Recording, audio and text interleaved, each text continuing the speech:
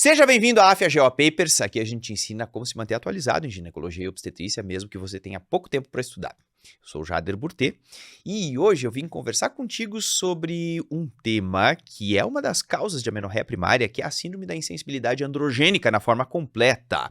E a gente vai passear desde a etiologia, da gênese dessa condição, vamos relembrar aqueles tópicos de embriologia até a questão clínica, como que essas pacientes chegam pra gente, né? E depois o tratamento e inclusive as possibilidades de gestação nesses casos. Será que é possível? Não é possível? O que a gente consegue com técnica de reprodução assistida, né? Ajudar essas pacientes quando houver desejo de maternidade. Então, para começo de conversa, né, o que é a síndrome da insensibilidade androgênica na forma completa? Essa síndrome, ela recebeu, na verdade, por muitos anos o termo síndrome de Morris, né, que é um termo em inglês que faz uma alusão aí, né, à pessoa que descreveu a condição.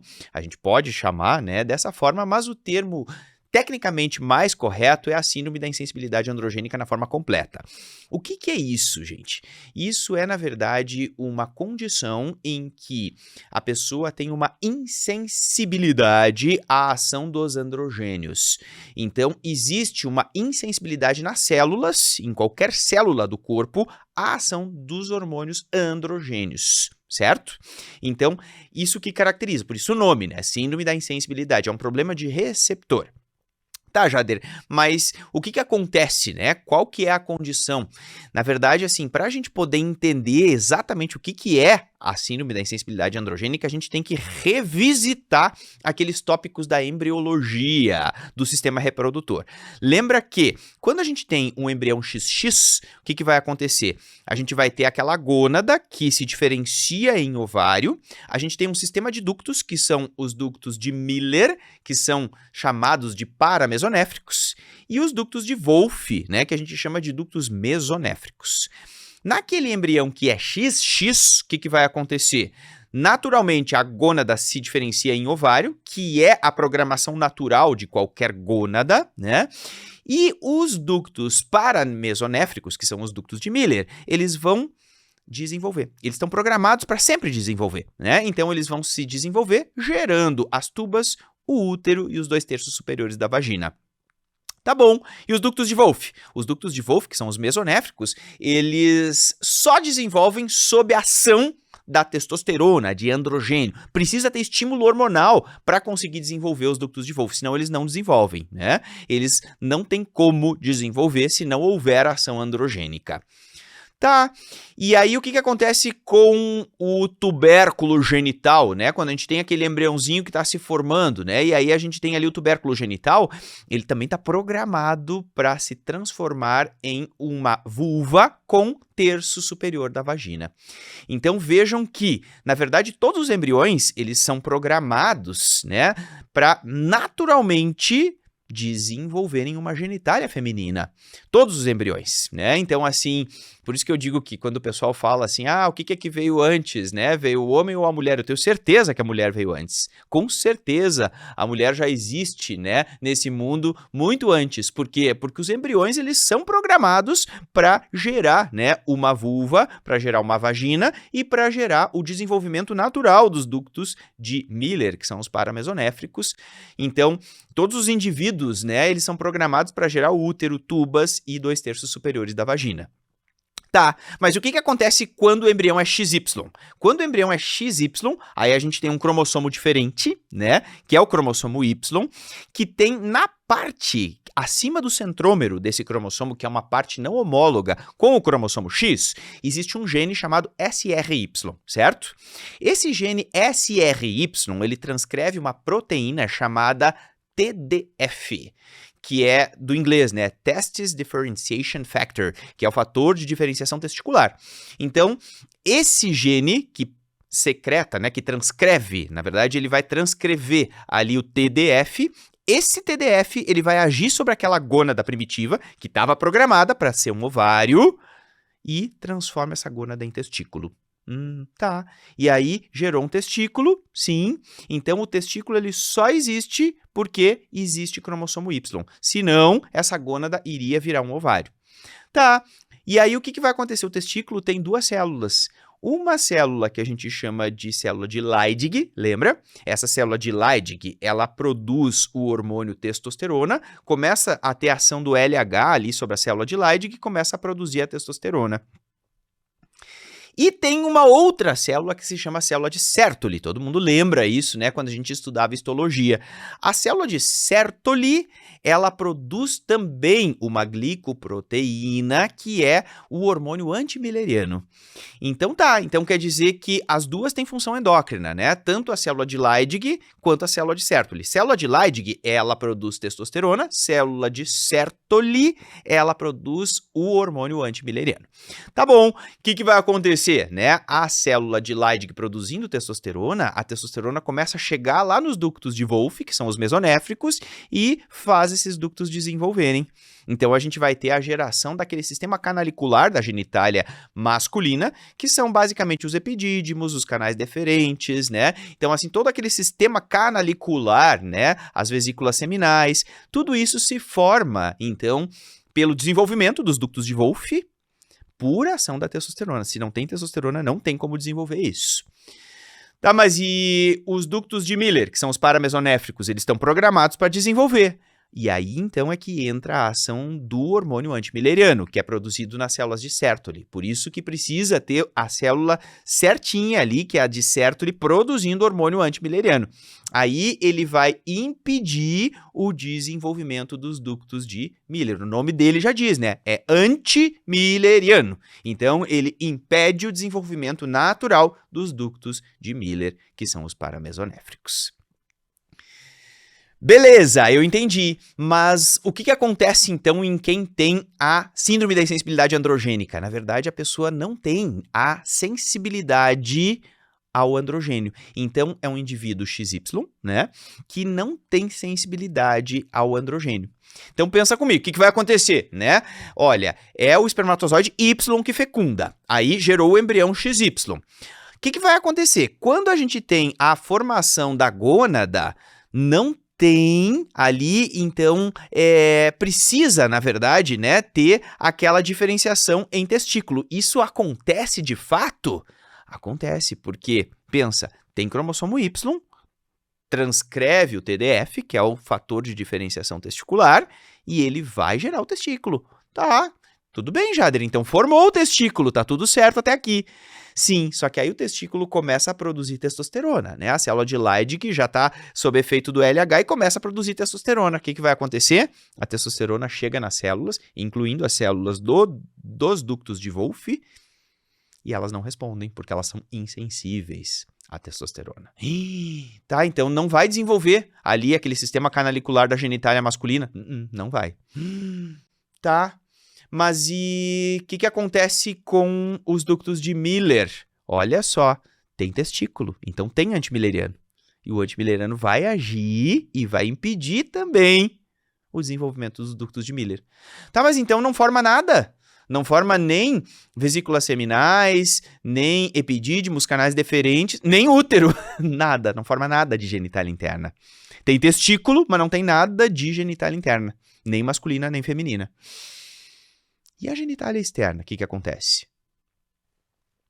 Olha só, a genitália externa, para ter genitália externa feminina, para ter a formação de uma vulva e terço superior da vagina, ele vai desenvolver naturalmente, sem efeito de nenhum tipo de hormônio. Mas para gerar pênis, bolsa escrotal, genitália externa masculina, tem que ter androgênio. Especificamente a dihidrotestosterona, né?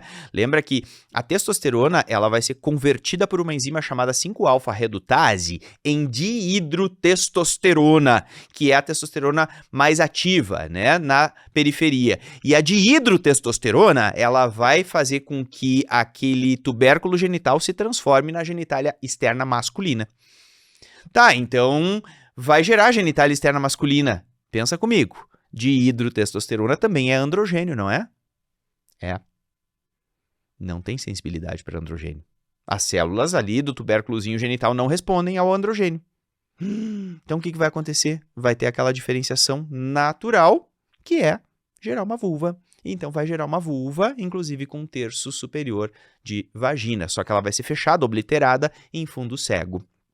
Então, essa é a síndrome da insensibilidade androgênica na forma completa. A gente vai ter, então, uma menina, né? Ela vai ter uma vulva, ela vai ter o terço superior da vagina, a vagina muito curta, né? Extremamente curta. Geralmente, essas pacientes, elas têm vaginometria inferior a 4 centímetros, em fundo cego, fechado em fundo cego, elas não têm os 2/3 superiores da vagina, não tem útero, não tem tubas, e as gônadas não são ovários, as gônadas são testículos, porque o genótipo é XY, certo? Então, essa é a condição que a gente chama de síndrome da insensibilidade androgênica na forma completa. A gente entende ela de uma forma didática quando a gente revisita a embriologia, né? Então, aquilo que a gente estuda de embriologia, de desenvolvimento do sistema reprodutor, ele realmente vai ser a base para a gente poder entender quando está alterado, né? Quando não está dentro da normalidade, a gente precisa entender o que é, primeiro, a normalidade. Então, esse é o recado para você entender qual é a etiologia dessa síndrome. Quando a gente fala sobre etiopatogenia, né? Qual é que é a real causa da síndrome da insensibilidade androgênica na forma completa? O que gera isso, né? Ela é genética, ela é causada por um gene recessivo ligado ao cromossomo X, olha só. Então, é deixa eu voltar aqui. Qual é a etiologia da síndrome da insensibilidade androgênica na forma completa? A etiologia é genética, a causa é genética. Ela é causada por um gene recessivo ligado ao cromossomo X. Puxa, então quer dizer que se é um gene recessivo ligado ao X que causa, e a doença então ela é genética, né? A condição ela é genética, é que nem hemofilia e daltonismo, por exemplo? Exatamente, é que nem hemofilia e daltonismo. É um gene recessivo ligado ao cromossomo X, que está lá no cromossomo X. Tá, então quer dizer que quem transmite, na verdade, né, esse gene é a mãe. É isso, é a mãe que transmite o gene. Porque se a gente está falando de genética, né, de um gene recessivo ligado ao X, a pessoa que tem, né, a síndrome da insensibilidade androgênica na forma completa, o genótipo dela vai ser XAzinho Y, né, porque o outro cromossomo é um Y, então é um XAzinho de A recessivo Y. O Y veio do pai, né? O X vem da mãe. Então a mãe, ela porta o gene recessivo. Tá, mas então a mãe também tem a síndrome. Não, a mãe não tem, né? Porque senão, se a mãe tivesse, a mãe seria XY. A mãe é XX. A mãe é XX, só que ela é heterozigota, né? Ela é XAzão, XAzinho. Porque ela é heterozigota e ela transmite o gene recessivo. Então, essa filha, ela vai ser XAzinho Y, né? Porque ela recebe esse gene recessivo da mãe, que é ligado ao cromossomo X. Por isso que quando a gente faz diagnóstico da síndrome da insensibilidade androgênica na forma completa, sempre tem que avaliar a família. Sempre, né? Porque geralmente a gente encontra mais um caso, às vezes acontece, né, de ter ali uma familiar, às vezes até uma tia, né, que nem sabia que tinha a condição, porque às vezes é aquela coisa, né, era subdiagnosticado, era outros tempos, né, e às vezes a gente encontra, né, uma pessoa da família que tem a mesma condição, porque realmente o gene ele é transmitido, né, ele vai ser transmitido naquela família, então é super importante a gente fazer a análise da família e a testagem, né, da família, porque o cariótipo, que é o exame que a gente vai acabar utilizando, né, para fazer o diagnóstico, para confirmar que é XY, ele deve ser feito, então, aí nas mulheres da família, se houver, obviamente, né, a história clínica compatível aí com a síndrome da insensibilidade androgênica na forma completa. Quais as manifestações clínicas da síndrome da insensibilidade androgênica na forma completa? Então agora vamos para a prática, né? O que acontece quando a paciente chega pra gente e a gente vai suspeitar, vai abrir o leque aí, né, das hipóteses diagnósticas e vai pensar em síndrome da insensibilidade androgênica na forma completa, como uma possibilidade diagnóstica. É aquela adolescente que chega na consulta, trazida pela mãe, né, dizendo que ela não menstrua. Por que a gente não suspeita disso antes, né? Porque ela vai nascer, ela tem uma vulva, é uma menina, né? A gente espera que as crianças elas não vão menstruar, obviamente, né? E aí, quando ela chega na adolescência, a gente espera que ela menstrue. E essa adolescente, ela desenvolve as mamas, ela tem o desenvolvimento mamário, e de fato acontece, né, o desenvolvimento mamário, porque esse monte de androgênio que está sendo produzido, ele vai ser, e ele não tem atuação nenhuma, porque as células são insensíveis a ele vai ser convertido na periferia em estrona, que é o estrogênio periférico, né? E isso faz crescer as mamas. Só que ela não menstrua. E aí ela vem com seus 15, 16, 17, a mãe nos diz assim, olha, todas já menstruaram. Todas as amigas da escola ali já menstruaram e a minha filha não menstrua. O que está acontecendo? Ela tem 17 anos já, né? O que está acontecendo? Sim, ela não menstrua, gente, porque ela não tem útero, né? Então, não tem como ela menstruar porque ela não tem útero. Então, presta atenção. Essa paciente, ela chega com desenvolvimento mamário e amenorreia primária. Mas presta atenção. Qual é o achado clínico de uma paciente com amenorreia primária que vai fazer a gente levantar a suspeita diagnóstica da síndrome da insensibilidade androgênica? Olha só, ela não tem sensibilidade aos androgênios. Portanto, essa paciente ela não vai ter os pelos pubianos, porque lembra que para crescer pelo pubiano, ela tem que ter androgênio. Às vezes tem uma mínima sensibilidade e aí elas têm aqueles pelos muito ralos, muito escassos, né? Mas a maioria não tem nada. Então a gente examina essa adolescente, vê que ela tem mama, tem um desenvolvimento mamário normal, mas quando a gente vai olhar os pelos pubianos, a gente vê que não tem pelos pubianos. É um P1, né, do desenvolvimento, do estadiamento de Tanner, que é o que a gente usa, né, para avaliar o desenvolvimento puberal em adolescentes. Então, assim, não tem pelos pubianos e tem mamas. A amenorreia primária tem que pensar na insensibilidade androgênica como a hipótese diagnóstica que a gente vai firmar.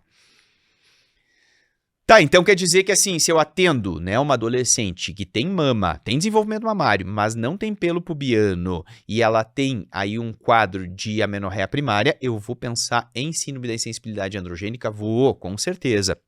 Se essa adolescente já tentou ter atividade sexual penetrativa, né, provavelmente ela vai te relatar isso, né, olha, eu comecei a ter relação sexual, né, tô com um parceiro aí, não deu, não...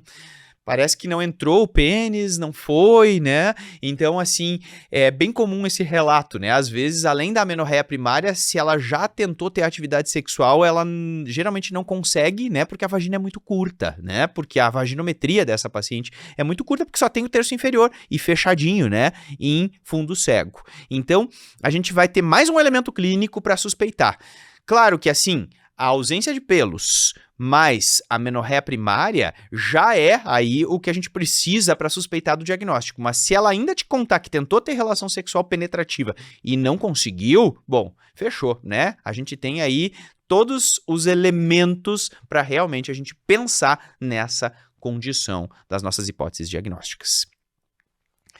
Então agora eu convido quem quiser se aprofundar um pouquinho mais no diagnóstico e no tratamento, né? Que agora a gente vai entrar naquela parte mais técnica de como é que se trata, né, a síndrome da insensibilidade androgênica. Eu convido a entrar na nossa área do aluno, que ali eu vou explicar um pouquinho mais sobre como é que a gente vai manejar essa paciente, né? Precisa cirurgia, não precisa? Como é que se faz a reposição hormonal? Questão de gravidez, de reprodução assistida, o que a gente tem de possibilidade para essa paciente?